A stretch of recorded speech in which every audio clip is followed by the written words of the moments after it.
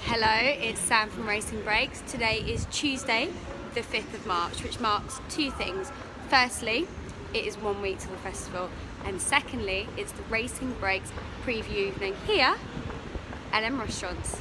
So we're here inside of M Restaurants for the preview evening. Now I'll just take you down to one of the places here.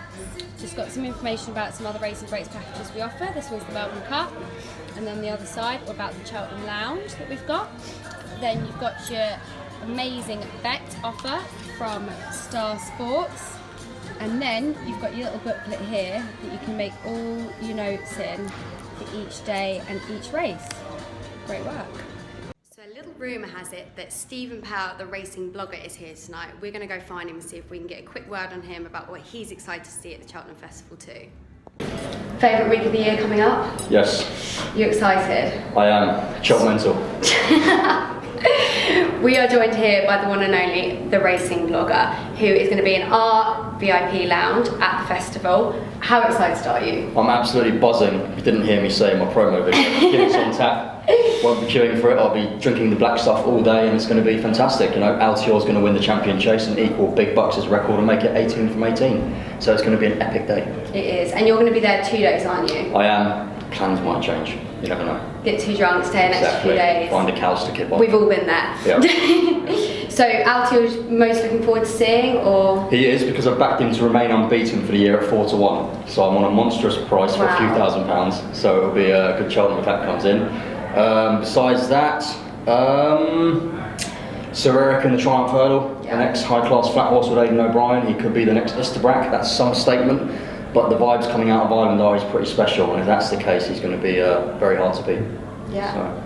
And then you're going to be in the Racing Breaks Lounge. We said, who are you most excited to see in there? Obviously, we've got Alan Brazil, Rachel Wise, Mick Fitzgerald, star lineup. I'd say Alan Brazil. I heard he likes a drink, and it could get messy. So the messier it gets, the better. There could be a lot of shenanigans going on, and he likes the black stuff, and he likes a bet. So it's going to be good fun on the day, and I can't wait.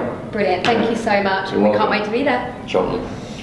Joining us tonight is champion jockey Richard Johnson, Mick Fitzgerald, Bill Elsdon and Luke Tarr from Star Sports. Now, if you've been watching Twitter, you will know that Richard Johnson is going to be catching up with us later, and we're going to be asking him your questions from Twitter with our hashtag AskDickie.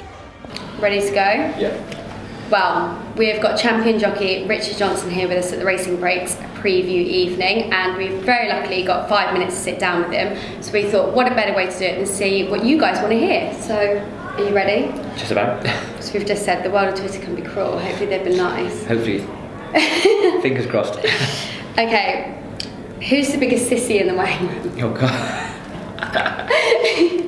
Probably Andrew Tinkler. He spends a lot of time in the mirror.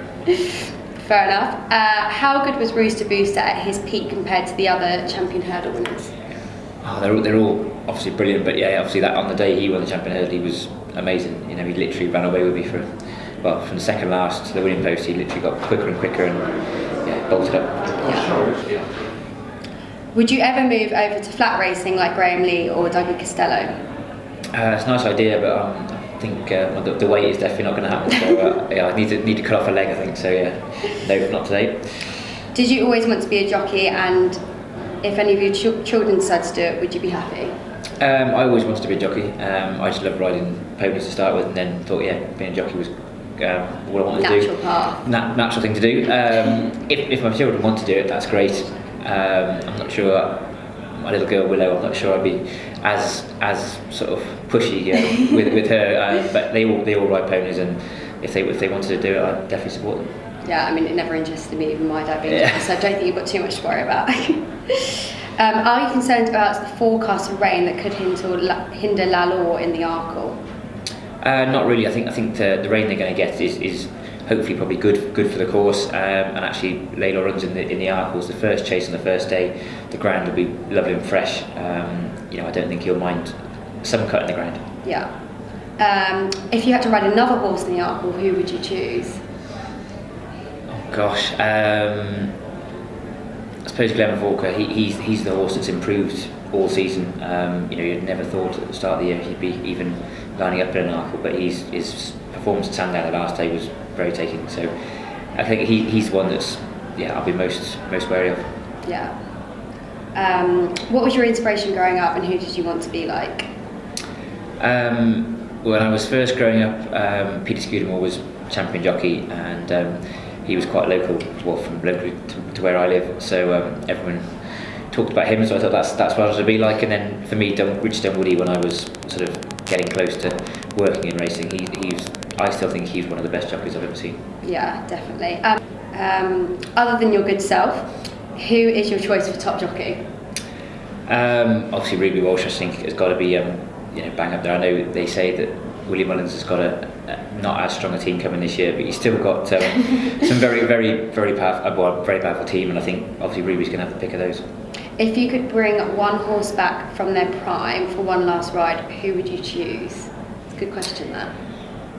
Yeah, well, I suppose Rooster Boosh for the Champion Hurdle. If he could, I'll never ever get run away with in any championship race like I did with him. So holds a place in your heart. He's very special. Were you disappointed to get a ban after last year's Gold Cup? Obviously, I was disappointed to get the ban. I was disappointed to break the rules as well, because obviously you obviously always try and keep within the rules, and but I unfortunately did break them, and I had to pick up my suspension. But it's very disappointing. But of course, hopefully we won't be doing that this year. And who do you think your best chance is at the festival?